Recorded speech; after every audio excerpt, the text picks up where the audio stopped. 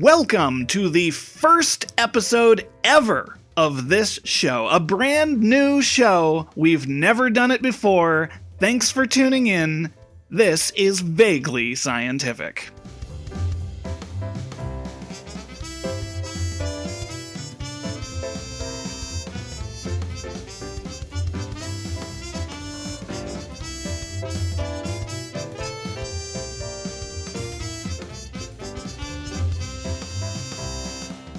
I am Derek. I'm new to this, but I think we're going to have a good time, and I am accompanied by a man who probably needs an introduction because we've never done this show before. Please welcome Jim, who also happens to be a scientist. Hi, Jim. You know, as a scientist, I think it's very weird that the first episode of this show is numbered 174. Yeah, but that's math. That's only kind of science. That's true, yeah. I'm not a mathematician, so... And our guest this week has officially appeared on every single episode of this show to date. Give it up for Jeremiah. I'm sorry. Did I slip into like some sort of side pocket universe? What is happening? I just wanted to make sure that everybody knew that you've been on the show before. And we should all be very familiar with you. Yeah, I've been here. So, wait, you're recognizing? Okay, sure. Yeah. Hi. Thanks for having me on the show. This is great. This is real great. Yeah. Well, so this is a show where listeners send in questions to hear our vaguely scientific answers, and who knows, we might even get some of those answers right. But first, it's time for Jim's fun science fact of the day. Jim? All right. This one, I'm going to tell you how I found out about this one, but I think it's a really good one. So a supercritical fluid is a strange state of matter where material is hot enough that it should be a gas, but it is compressed so strongly that it's being forced into a liquid-like state. The material is neither a liquid or a gas, but has properties of both. I found this out because apparently that's what the atmosphere of Venus is like on the planet's surface. It's compressed so strongly. Interesting. I feel like I've had digestion issues that were exactly this. All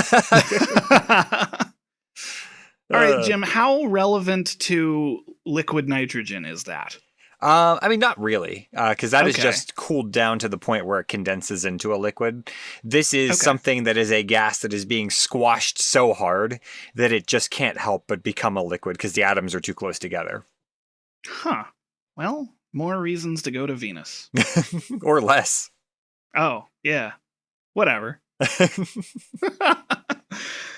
Well, with the fun science fact out of the way, we should probably jump into our first question for the week. Mm-hmm. And question 1 is, what could we do to safely walk on lava? I gotta say, I'm really happy that we picked this question because... I have a 3-year-old who really loves playing The Floor is Lava. And so the whole thing now is that, you know, if I call him on the fact that he's walking across the lava because he's, you know, trying to get something, then he's like, oh, well, I've got the lava shoes on right now, or I've got a lava suit. Like, he's got the things to protect him from the lava. And so when this question came up and we were deciding what to do for this week, I was like, oh, this is so pertinent. You know, I think about those things that nobody teaches you, but you somehow independently come up with. Yeah. That's a cultural thing. Is lava? Yeah, exactly. I feel like that nobody as a kid taught me the game The Floor is Lava. I think I just came up with that independently, and then afterwards was like, oh, you do that too. Kind of like how you come up with the idea of a super fast person that's running along the car with you who's doing parkour over. Nobody ever talks about that, but we all do the same thing. So maybe all kids have like past life memories of being in Pompeii or something. Like, why are we all doing this? Yeah. It's the Jungian shared consciousness. Yes. It is weird, yeah. Because I certainly don't know where he picked that up. I mean, it's possible from somebody else at preschool, but like adults aren't going around pretending the floor is lava. So I'm not sure how kids figure that out on their own, so. No. Well, the first thing that I was going to say about this question is you either need the upside down bone shell to use as a boat, or you need to stand on a dresser. A dresser. Yeah, like because a piece of furniture, because you can't be on the floor. Yeah. Oh, okay. We're talking about the floor is lava thing. I get it. Yeah. When you said the shell, it made me think of in Super Mario 64 when you could stand on the Koopa shells and surf across the lava or across water. Yeah, that was specifically what I thought you were doing. Yeah. I was thinking Mario Maker, where they have the bone bucket shell. So also Mario, but yeah, it was Mario. Yeah. I know nobody expects me to make references to Mario, but that one was. Yeah. One of the things I was a little surprised to find out, although I feel like I've heard it a few times in my life and I've never really internalized it until now, is that lava is pretty dense. So you fall onto lava and you won't like sink into it. You will like land on the surface and then burst into flames, which isn't great for you, but you won't slowly descend into the lava like Gollum does at the end of Lord of the Rings. Well, the thing that's almost more horrifying about it is because of the amount of liquid that's in our body, there's a very real possibility that you will hit it and the liquid and fat in your body will boil instantly and almost kind of make you pop or jump a little bit, which means that every Looney Tunes cartoon where I've seen somebody land butt first in lava and go yow and like jump up on their butt. That's a documentary. That is a real thing that could happen to you. Well, I think it's interesting that it's terrible. I think it's interesting that the question is how to walk on lava, because the first thing I thought of is like we can't actually even get that close to lava without a lot of special heat reflective suits and respirators and like fire shoes. And so I looked up how close we can actually get to lava. And most volcanologists, while wearing that kind of equipment, it'll start to fail when they're like a couple feet away. Though people have roasted marshmallows on lava. It's not advisable, but it's been done. Why would you make fun of marshmallows? Well, this will be the last time Jeremiah is on this show. No, but I also learned that if you don't have any sort of treated clothing, from like 10 to 15 feet away, you would be uncomfortably hot, and you could possibly, if you opened an oven, you'd be getting hit with that kind of heat. If you're within 3 to 6 feet, that is, your skin is starting to get burnt.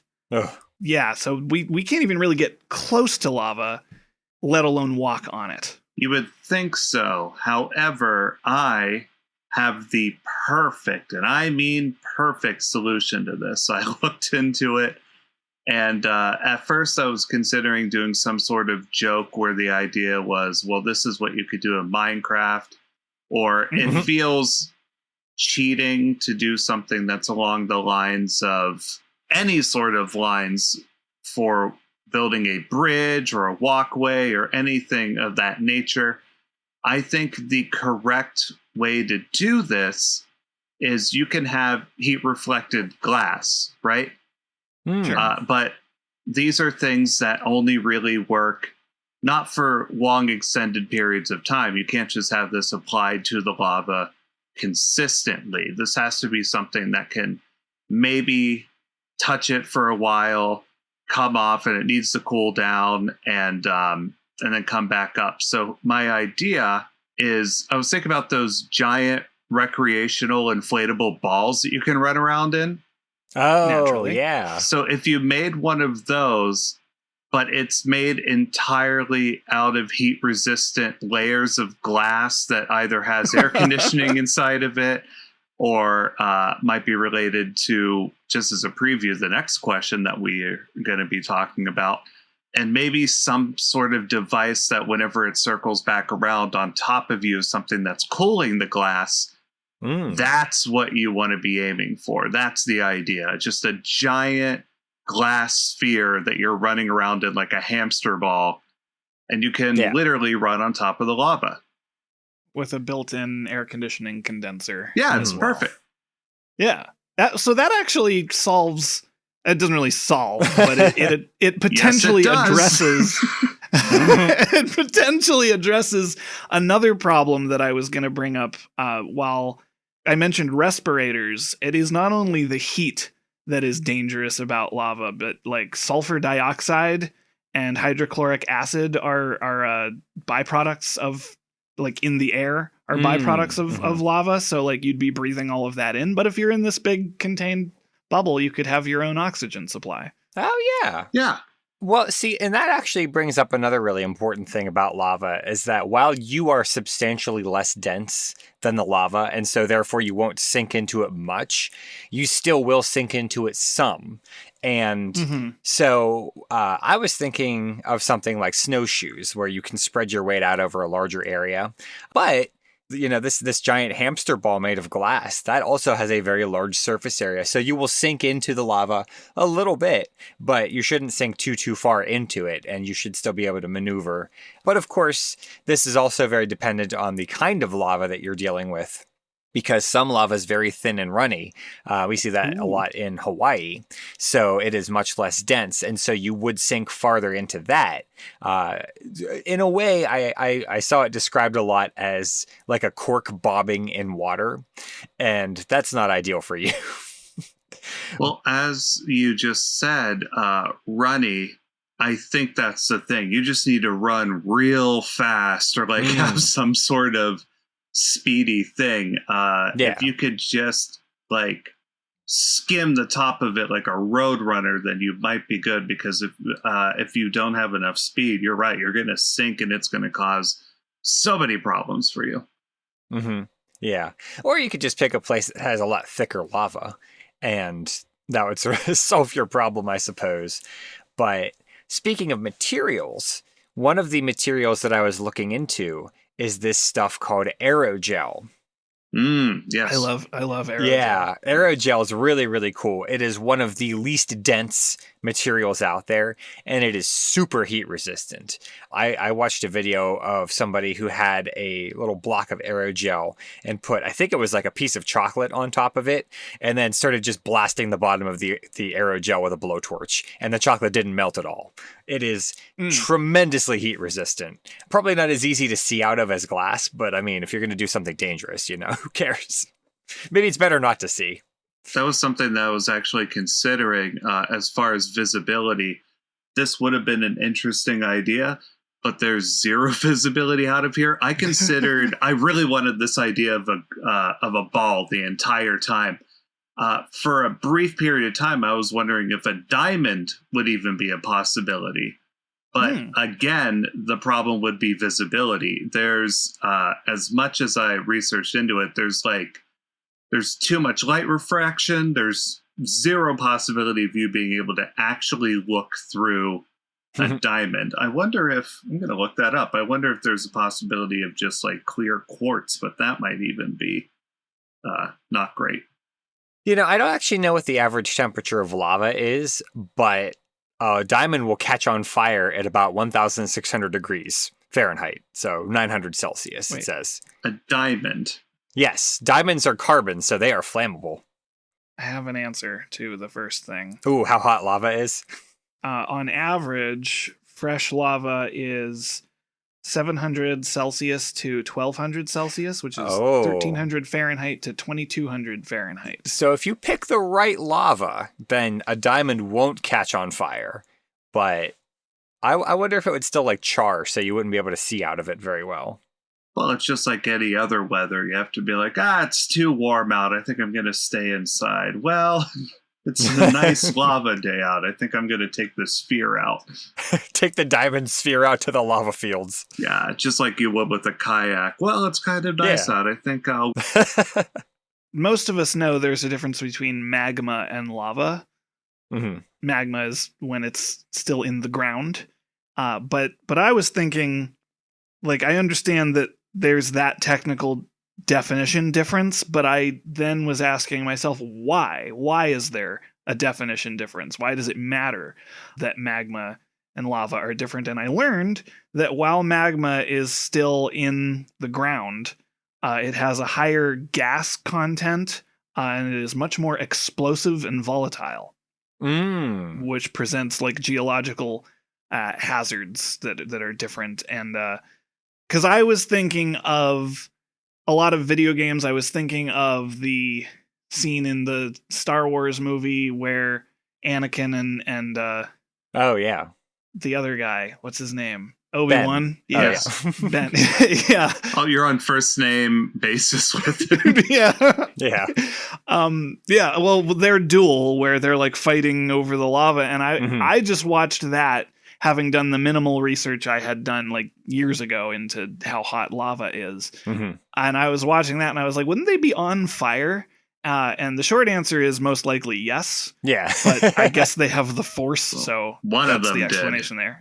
Yeah. I don't know if the Force works that way, but you know what? I'm willing to accept it because it's science fantasy.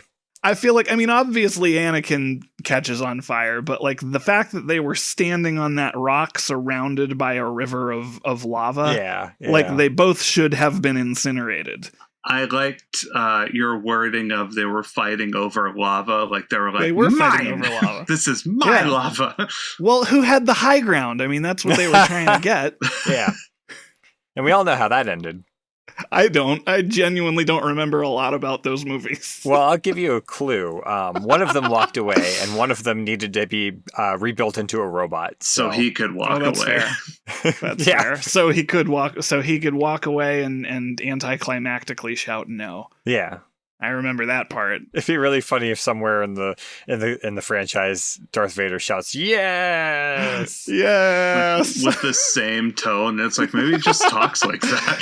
Yeah, it was like a few seconds later. They were like, "Oh, where's Padme? Oh, whatever, she's gone." No, and then somebody comes in and says, "Actually, she just went out for coffee." Yeah, he's like, "Yes," and they're like, "Actually, we're in a galaxy far, far away. Where'd the coffee go?" And he's like, "I don't know. I don't know." How do you want your coffee, Darth? On the dark side. And they're like, okay, this is bad. We got there. We got there eventually. Poor Darth Vader. He would be so mad at us right now. Yeah. Yeah, but he's a big old jerk, so yeah. I don't care.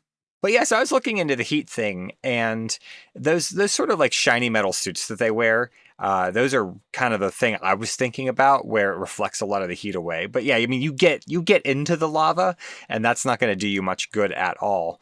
So I was thinking that the first thing you really want to do, and we sort of already talked about this a little bit, is that you want to go to the place that has the coolest and thickest lava, because the thickest lava means you're not going to sink into it as much because it will be a lot firmer. And secondly, if it's cooler, then there are more options for materials you can use. And if it's cooler, obviously it's not going to be as hot. So that's how that works. That's thermodynamics, baby. Yeah. Seems pretty easy to me. Yeah, it makes sense. I also learned, and there is probably a more scientific like terminology for this, but I think we're all familiar with the expression white hot. They actually do describe lava as red hot, orange hot, and white hot, with white being the hottest. So I just thought that was interesting. I never knew that was like a thing.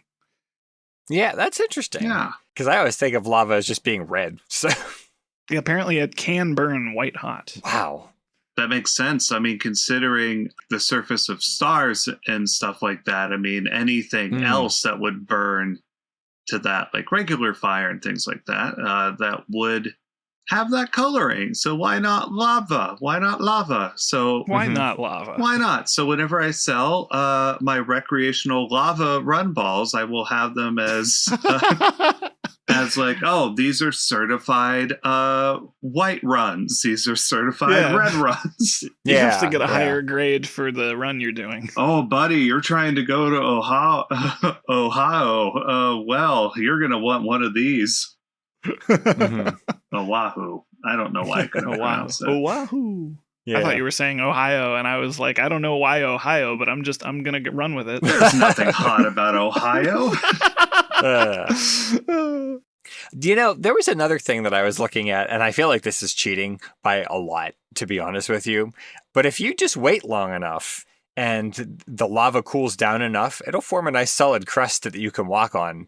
And there will be probably like some lava underneath still that has not cooled down. But if you're careful, you don't have to worry about it. You just walk on the solid crust. Yeah, I was reading about that. Is this cheating the spirit of the question? Yeah, and I feel like it is cheating the spirit of the question, because I feel very strongly that once it cools off, that it is no longer lava, it is just rocks. In much the same way that water and ice are made of the same stuff, but are two different phases of matter, so. Fair. Yeah, and volcanologists, like, that's one of the things that I was reading about, is even when they are wearing the heat-resistant boots and stuff, they still tend to walk on things like the solidified crust that they have lava running under them. So actually, even with that in mind, as far as I could find, there's no record of any human being walking on lava. Oh, okay. That makes sense. But does that mean, because like I would make the same argument, because I'm picturing Jeremiah's big glass ball is putting quite a distance between you and the surface of the lava. Like, how is that not cheating if walking on the thin crust of solidified ground is cheating?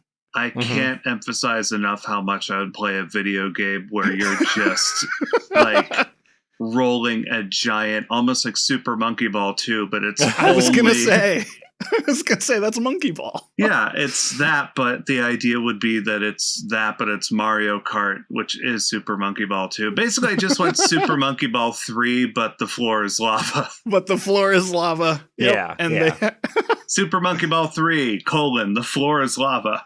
I bet it would sell. Yeah. It's awful. I'd buy it. It would sell at least one copy. Yeah. There you go, true. Sega. I mean, people bought Sneak King. They did. Man, I went to a thrift store the other day. So many copies of Sneak King. I forgot that existed.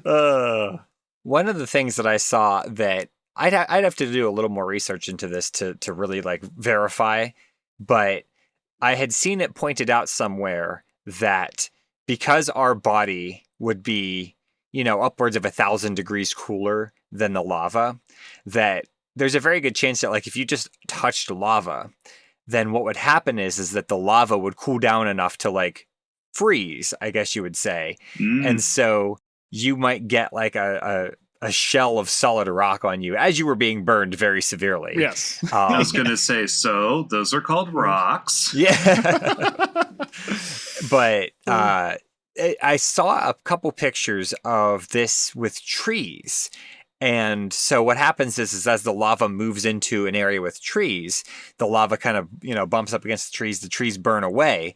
But because the stump is, 1,000 degrees cooler than the lava, it actually solidifies and it makes what looks like a bunch of tree stumps, but it's actually like lava pillars. And it's a little creepy, not creepy, but like, I guess melancholy. I don't know. It's kind of sad because these trees are all gone and all that's left are these little spires of lava.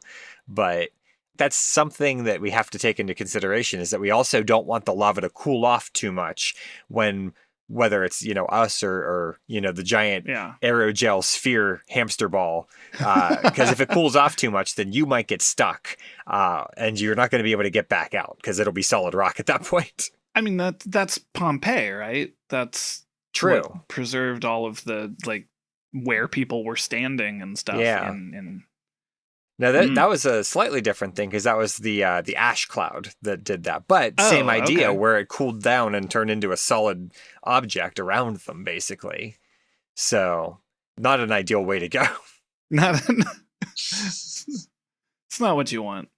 Of course not, unless you're really into rocks. That's why I don't want Ohio to turn into a big volcano. Yeah, no, I imagine they have some strong feelings about it too. That, and I'm trying to buy a car, and the vehicles are mildly cheaper over there. They wouldn't be if they were on fire. Yeah. I don't think they're legal to sell if they're on fire. I feel like a lemon. I could be wrong though. I didn't look into it. I don't know. I mean, they sell things where it will be on the Carfax or whatever. It'll say, all right, flood reclamation is on fire. Yeah, we did have to replace the upholstery. Oh, by the way, this was burned completely. It is a chassis that you now have to pedal through like a Flintstones vehicle. I like the idea that the Carfax says on fire, and then like you get the car and it has burn damage, and you're like, I don't know. The Carfax says it's on fire. I don't see any current fire. Yeah, I thought you said it was popular. Yeah, this car looks previously on fire to me. I wanted one that was actively on fire. I'm going to need you to take this one back. Oh, they always advertise these just to make them more interesting than they actually are. I think it's flashier that way. Yeah, this is veering into Banksy territory. Look at the paint on this. You promised me yellow lava, and this is orange. This is orange. I'm sorry it cooled off. I couldn't help it. Rock. The new Ford Pompeii. So did the market. I think that before we move on, this is a really good opportunity to throw in a very important disclaimer that you should never try to walk on lava. We had a lot of fun here today, everyone. But this show is for entertainment purposes, at least today it is. Please don't try to walk on lava. As much as you think you might make some progress, it's probably not going to go well for you no matter what you try. Do you mind if I throw in a disclaimer after Jim's disclaimer? Go please. Okay. He's right. You should never try to walk on lava. You should always succeed walking on lava. If you're going to do it, you better don't do it halfway. Properly. Yeah, don't do it halfway. Come on down to Jeremiah's Bargain Lava Walking Glass Balls. Based out of Ohio. Based out of Ohio? It's like those aggressive used car commercials that just like have either rock and roll or like country music playing in the background and someone just talking really fast and loudly. Come on down. They're so cheap, but not so cheap you should be afraid. Well, I think I would like to move on, but I do want to say I think that it's interesting. Every time Jim gives a public safety disclaimer, my first thought is like anyone is taking anything we said seriously. It worries me sometimes because like this is a thing someone plausibly could do. And all it takes is one guy. like especially Hawaii. You know, you go to Hawaii and you can go right up to a lava flow sometimes, and it's like, oh, please I saw don't. Joe in the volcano. Please don't try. If you have successfully walked on lava, let us know. I hope you're okay. In the meantime, we should probably talk about our second question, which is, what ratio of plants to people would you need to have both able to breathe in a small air bubble? There's like an actual answer to this, I found. That's good. I had a hard time with this, and what did I write in my notes? Because it was a little bit glib. Wow, this is ridiculously hard to research. Oh, really? Okay. I had the hardest time because I found many different answers to the question, how much oxygen does one tree produce? And interesting. Yes. I found out the reason why I found so many different answers is that there are 3 different ways to measure this. One of them is just the absolute total amount of oxygen a tree produces, which is not a great way to do this because trees consume a lot of their own oxygen doing cellular respiration in the mitochondria. The second way to measure this is to find out the final product of the oxygen released. And that would be the better way of doing it for our purposes. Yeah. But then the third way of doing it is just sort of like a mathematical abstract that sort of takes the average between those two things. And it's like, that doesn't help us at all in this particular question. It's good for something, but not for us. So no. I was able to find, and I kind of cut out all of the math because nobody wants to listen to me read math, even though I've done it on this show before. That's how I know nobody wants to listen to it. But but what I found out is we, as in humanity, as far as I can tell, don't have like an answer to like what is the golden ratio. But we do kind of know like the bare minimum that would make it like survivable, but like just barely.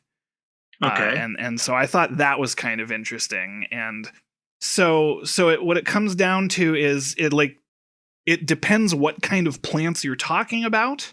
If you are talking about like house plants, so like a spider plant or a small fern, the bare minimum, and there's a caveat to this, is that you would need 7 to 8 large plants to make it just barely breathable for one human being.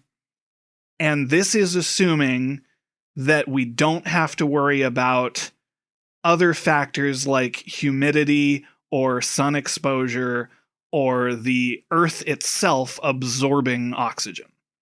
See, I found something that implied the idea of, depending on how small your houseplant size plants, it gave me a number that was somewhere near 400. I went in an entirely different direction with this, but I want to hear the end of what you had, Derek. So the reason that the numbers are so different, because I do have a little bit later in my notes here, you'd need around 300 to 500 plants per person in like a more realistic scenario. The reason that the numbers are so vastly different is that 8 plants is judging this based on humans needing approximately 550 liters of oxygen per day, and that they exhale about, I don't know why this is measured in kilograms, but it apparently is. They exhale about 1 kilogram of carbon dioxide per day, whereas a healthy houseplant produces about 5 to 10 milliliters of oxygen per that's per hour. 120 to 240 milliliters per day. And so that is the 8 to 10, whatever, is assuming there is no spillage or loss. And this is coming from NASA doing research on bioregenerative life support systems and the biosphere experiments that they did. They found that in order to make it actually survivable, because of all these factors that they failed to calculate, like oxygen being absorbed into the earth, and Jim mentioning that plants burn their own oxygen as well. Yes. It needs to be way overwhelming to make it so that a human being could survive on that. Yeah. And actually, I'm really glad you mentioned the biosphere experiment, because I looked into that a lot, because a long time ago I watched a documentary about it, and I thought it was really interesting because the whole point Biodome. I saw that too. Yeah, with Pauly Shore. That's an ecosystem study, not a. Sorry, go ahead. So the Biosphere 2 project, and I think that one of the most important things that you can take away from this is the fact that they had the whole ecosystem, and there were tons of plants everywhere, and yet they were still running low on oxygen. But it was really interesting because this was a very gradual thing that happened, because they were in there for, I think, almost 2 years. But it took them several months before that oxygen level crept down from like around 20% down to about 15%. And it was a combination of the fact that the plants just couldn't keep up with all of the living creatures, because it wasn't just people in there. Yeah. There were a lot of animals in there as well. It was supposed to be a totally closed environment that they could be self-sufficient with. But there were other things that were taking away the oxygen as well. And one of the things I was reading about was the concrete was actually undergoing chemical reactions that was soaking in oxygen and carbon dioxide too. So it's one of those things where you can do some really good pure math about like how many plants does it take to make oxygen enough for one person, but then you have to consider the system around that as well. So you could do the exact bare minimum, but that probably wouldn't actually end up doing it in the long term. Yeah, I mean that because we're talking about the pure math of it, which is the very small number of plants, is assuming you're in a vacuum with just people and plants. Yeah. And that then the people don't have food, because, both people and plants need to do more than respire. So they wouldn't survive anyway. Right. So I took the idea of it being a bubble and basically considered it the antithesis of the lava question. And considered this as like the ocean. Okay. Yeah, because I read bubble and I was like, sure. Yeah, a bubble, the ocean. Yeah. So I wasn't thinking about land stuff. I immediately went towards algae. Oh, okay. So my thought was just because I wanted to see, because I know that, of course, algae can be used for changing or helping the oxygen levels in a fish tank, or just lots of different things of that nature. And through a couple of different things I looked through, it looks like you would need about 8 square meters of algae in order to produce enough oxygen for a person, which is about 20 liters. So that's enough oxygen, which is great. So I was curious, and I was like, well, that's wonderful, but what about the carbon dioxide? And so I looked it up, and what do you know it? You need about 8 square meters of algae to be able to suck up carbon dioxide emissions. So about 8 square meters is about the size of a small apartment. So depending on the size of your bubble, just carpet it in algae. Just go for it. There you go. That's actually a really good point. I hadn't even thought about it too much, but you do need to get rid of the carbon dioxide. Right. And in a lot of ways, that's more important because you should never have a 100% pure oxygen environment. But you could, but then as the concentration of carbon dioxide creeps up, then it's not going to be good for you regardless. So please don't ever be in a 100% pure oxygen environment. Another disclaimer for the day. See, that was my main thought, was just, well, the cycle of it is the irritating thing. Like, if you just get pure oxygen, like I've seen a lot of people with oxygen tanks on, and they still need to exhale. So, yep. Conversely, come on down to Jeremiah's discount lava algae balls. Yeah. Wow. But I mean, that makes sense, because that's why we need so many more plants to clean up carbon dioxide, right? So it's a lot of plants. The ratio is a lot of plants to not a lot of people. Yeah, basically. And I think it'll be interesting because eventually we're going to have to deal with this exact same situation when we live on other planets. And even in things like spaceships and stuff, you could bring along tons of oxygen if you really wanted to, but you could also make a little forest in a bottle, basically. Well, that was another thing that I was thinking, because they had done experiments to see, like on the space station, could they have a garden or something for oxygen production, and it doesn't really work. The way that they get oxygen on the space station is it's not evaporation, but they use water and separate the oxygen from the hydrogen. Oh, electrolysis. Electrolysis, yeah. And that's how they provide oxygen to the space station, and that's how there were some underwater research centers that we had talked about on earlier episodes that kind of do the same thing. And that's just much more efficient, but it does require resupplying with water. Okay. Mm-hmm. Yeah. So that's how they do it with the space station. Right. Yeah, and I imagine that they will do something similar on Mars, for example, because there is enough water ice there. They probably could actually create a pretty well structured, functional atmosphere. I guess I should say, I think plants are going to be really important because we're going to make food out of them. So probably want 1 or 2 of those. That factors into the whole, we need more than oxygen to live. We need food and yeah. Yeah. You said water ice, and it just made me think about how places in Philadelphia, like the Philadelphia area, basically call Italian ice and stuff water ice. And so as soon as you said, oh, there's water ice up there, my brain immediately went to, what, like fruit punch flavor? Or like, what do they got on Mars? It's going to taste like rust. Yeah.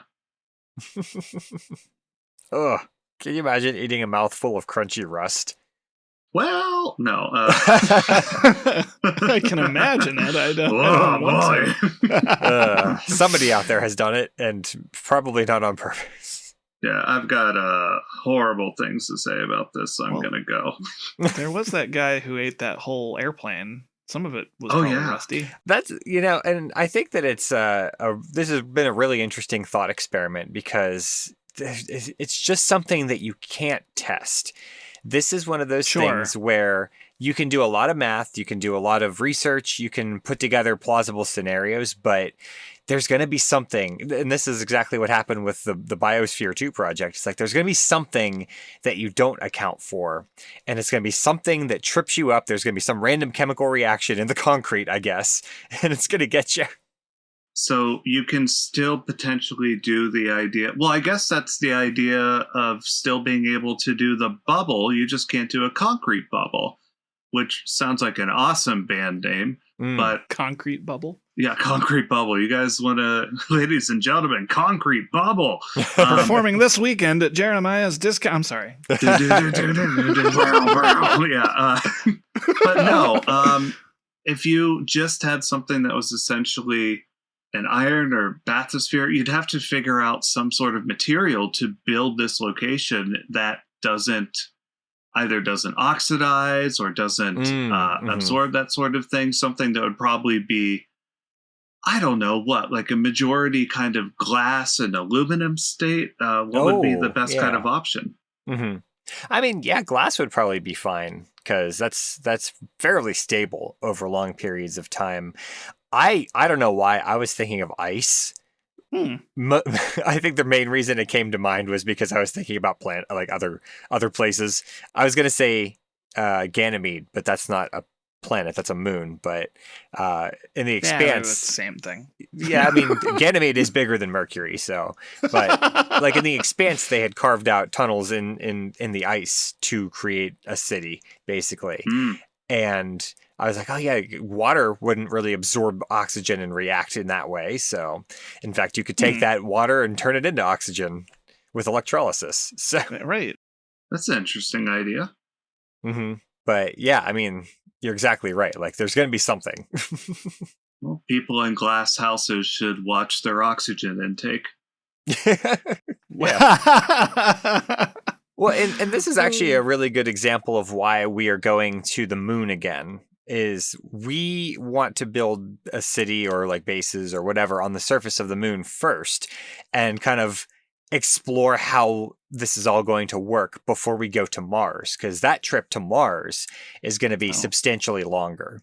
And so we want to make sure that we account for all of these little things so that we don't end up in a situation like the Biosphere project where eventually halfway through they kind of had to cheat and give them some of the things they needed to make sure they didn't die, basically. Yeah. I was told we were going to the moon again because of hubris. I mean, anything is hubris if you try hard enough. It just depends on what's in your heart, like your intention. Yeah. The road to the moon was paved with good intentions. I like the idea of like right before, because you get that footage and that really cool thing of all the astronauts standing in a row holding their helmets underneath their arms, smiling for the camera. It'd be really great if right before they went onto the rocket, if the spokesman for it took one step forward and say, "Let me be clear, we embark to the stars, not because we can, not for American glory, not just for exceptionalism, but to be a jerk." And then they just get right onto the rocket. To be a jerk. Yeah, just cause screw it. Yeah. Cause neener, we're doing it anyway. And you can't come. And you can't come. You're not invited. What are you gonna do? Come after us? Ha ha! Bye! I'm okay not going to the moon, honestly. Oh, you personally? It seems me hard. Personally. I wanted you to go. I know, you did. I don't think I'd want to go either. Even with, so that's I want to actually double check how cold. Okay, so the idea of, I'm hung up on this algae idea. If you could potentially build a habitat that was on the moon, you can't necessarily just keep recycling the same air over and over again and just hope that you have enough, or just keep sending up canisters or whatever. You'd eventually need to have some sort of sustainable thing. Sure. I kind of like the idea of supposedly having enough algae that covers a small apartment is enough to give one moderate person with very moderate movement enough oxygen to kind of move around, what temperature, like how much light does algae need in order to survive? Like, is this something that maybe you go to the moon and there's just a bunch of walkways over constant amounts of algae, and that's how you terraform? You don't terraform you don't terraform using soil, you don't terraform using giant space plants. It's just algae. Yeah. You know, we talked about, like, could we take the DNA from plants and make humans photosynthetic at one point? And like, now I'm wondering, like, could we make algae suits that like refill our oxygen tanks? Yeah. That's a fun idea. I really like the visual idea of just like, you have this giant football field sized room that has, I don't know, like 3 inches of water on the bottom and all of these gantries like crisscrossing it. And it's just your oxygen factory. And I think that would just look super cool. I know I'm picturing like the Venom symbiote or like a slime mold that just like follows, that like moves with you and is like just, you're always in the center of it. That's a fun concept. I like anything that is functional but super gross. Which is honestly most of the human body. Yeah, that's fair. Okay, a very basic bit of research that I'm doing, it seems like anything really below 50 is kind of dicey, like 50 degrees Fahrenheit, by the way. Anything above that, standard algae or run-of-the-mill algae will be able to live at least moderately comfortable. There is some species that seems like that they can do lower, but as long as you can keep it temperate in your moon colony and you're just throwing algae all over the place, just lousy with algae, then you're good.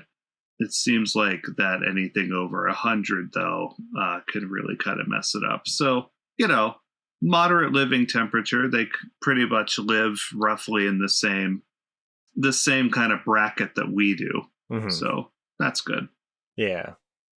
One of the things that I keep thinking about, and I wanted to mention it, is the fact that a lot of people say, oh, you know, algae makes up the vast majority of oxygen production on our planet.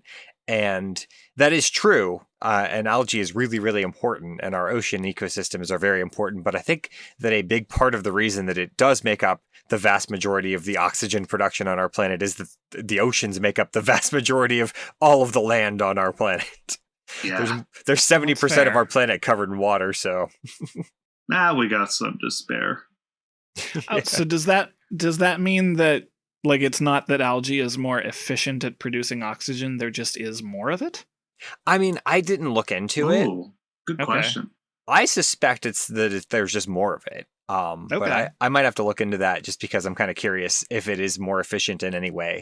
But as far as I know, the chemical reactions are all basically the same. Okay. They all use the same sort of photosynthetic chemical pathways, basically. So there are tattoo guns that do coverage versus line tattoo guns. If I remember this correctly, a line tattoo gun, which is, of course, for fine detail, tends to go a little deeper than there would be for ones that do surface, where you're essentially getting several needles running at one time, which, of course, can cause like even more issues and stuff. So I wonder if it's kind of similar to that sort of thing where trees, of course, independently can do more over time, just individually, but algae, like you said, smearing more over the space would be it. Because some of the stuff I was looking up tree-wise, I think it said 15 almost. Like 15 trees is enough to cover one person over a lifetime. I don't know how much, if that's like, well, 15 trees in one day or 15 trees in a month. That was kind of the point I was attempting to make it early on when I said that, like, we don't have a definite answer, and I was not able to find a consistent answer for even like a specific kind of plant, how much.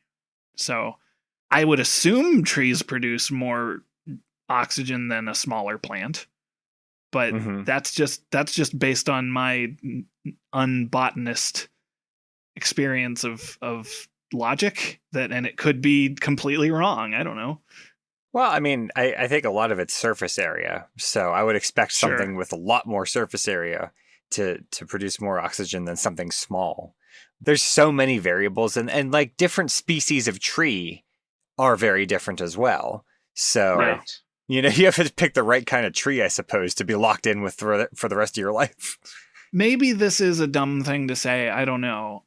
But it's just my own brain trying to conceptualize, because when we exhale carbon dioxide, we are also exhaling just the air in our lungs. Right. And plants do not have any kind of like air gun part of them. So like it's right now I'm thinking like, where does the oxygen actually come out of the plant?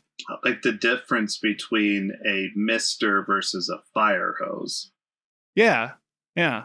Now I want plants to just be blowing oxygen at me, I guess. like one of those Dyson fans with the no blades.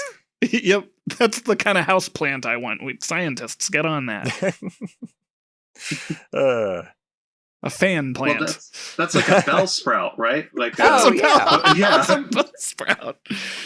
That's what There's I want. Several Pokemon. They've all got water gun. They've all got water gun. It's literally called that. They need to invent trees that move by themselves and create. It would be really interesting. And this wouldn't work for the fact that our lungs are totally dark inside. But I was like, what if you line your lungs with algae? And to be clear, that wouldn't work because there's no light in there for the algae to photosynthesize. But But if you were clear, the Invisible Man could do this. You put a little UV light bulb in there. Of course, that would probably give you cancer or something. Yeah, I don't know. Probably, I suspect. You said, like, for brief moments that you wish that they invented plants that could move or, like, walk away or whatever. I had a really dumb stand-up joke, like, years ago whenever I was still paying attention to that sort of thing, where I said that I was so unhealthy that sometimes when I pee on plants that they'll uproot themselves and walk away.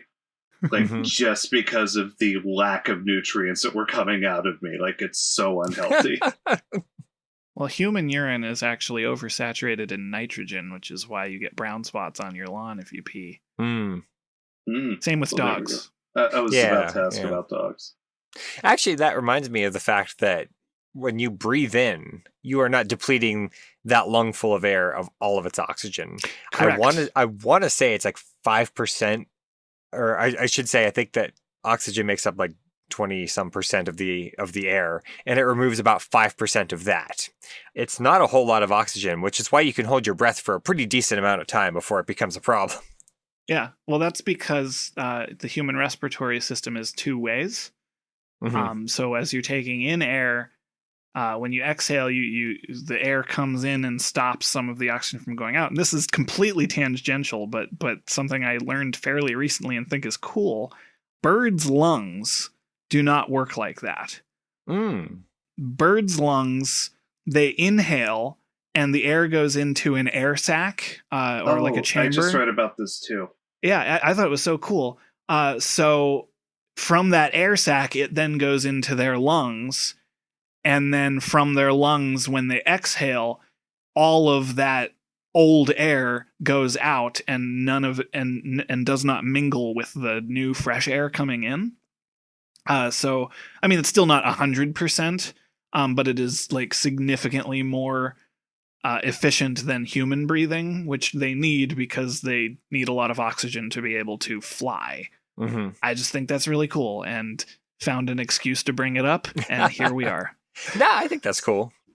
So about the breathing thing, though, with humans and whether or not it's efficient, I always kind of liked the urban legend idea of, well, I don't know if liked is the right answer for it, but there was an urban legend for a while. If you completely cover your skin, that with paint or anything, you will asphyxiate. And that the woman who was covered in gold paint and Goldfinger actually died. If that was the case, like if you're a frog or whatever, frogs typically end up covered in algae anyway. If you were able to breathe through your skin, instead of putting the algae in your lungs, such as what was suggested earlier, it could potentially work like the suit that we said if you could figure out a way to either engineer humans that could breathe through their skin or what. Just cover their skin in algae. Just have them essentially wear like a big, weird person-shaped Ziploc bag and just fill that with algae. It's accepting all of the sunlight and everything that's coming in, and you're just walking around, man. You're inventing a flaming carrot superhero character, I think. Oh, I like this a lot. Algae Al. Algae. Algae. That's it. Yep. Oh, that reminds me also a British rapper. Yeah. Oh, great. Made me think of the orange goo from Evangelion that is oxygenated. Just because it's called LCL, and it's not all that far removed from the conversation, I suppose, but it's still not the most pleasant thing. Roughly the same idea is the goo that's from The Abyss, the James Cameron movie that people will. It's fine. It's a good movie. It's not bad. It's just also not something that people bring up a lot because they just go, "Oh yeah, that was all right." They move on. That was a movie. Yeah. Yeah. Anyway, so there's lots of answers for both of these. Yeah. That's what we've settled on. So all right, listeners, this week, let us know how many plants to people would you need to make it safe to walk on lava? I don't know why I'm always caught off guard by those. Somebody could answer that. I don't know. But if you have any thoughts on that or anything else that we talked about, you can email feedback@vaguelyscientific.com, or you can comment on our blog, or you can like us on Facebook, or you can follow us on Blue Sky @vaguelyscientific. Yeah, those are ways you can get in touch with us. Hey, Jim, where do we get all these wacky questions? We get them from you, the listener. And if you have a question that needs to be answered in a vaguely scientific manner, please email us at questions@vaguelyscientific.com. If you want to get our episodes the minute that they're released, you can subscribe to our podcast on Apple Podcasts, YouTube, Spotify, and all the other great places that cool podcasts like to hang out. And subscribing and leaving feedback really helps us out. And so does telling your friends.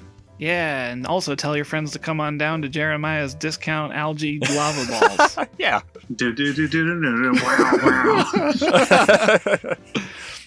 Our vaguely musical intro is composed by Anthony Pizzelli. And don't forget to check out our merch store over at vaguelyscientific.threadless.com. You know, we got a shirt on there that says that mushrooms are fruit, and they're not. So you cannot put a bunch of mushrooms in a room with you and hope that they produce oxygen, because they won't. They don't.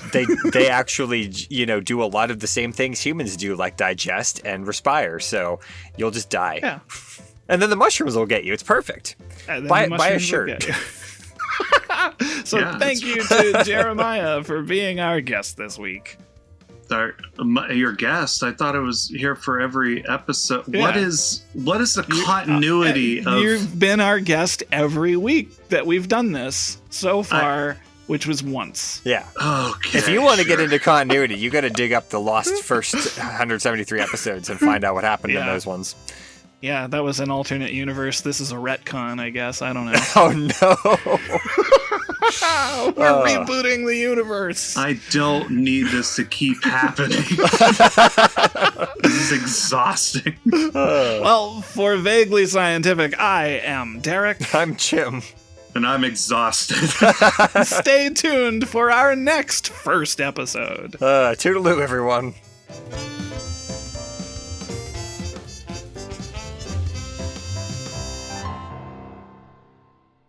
I was noticing that it seemed like I was starting to get a constant back tone. I was like, what's going on? And I realized it's because my laptop is overheating.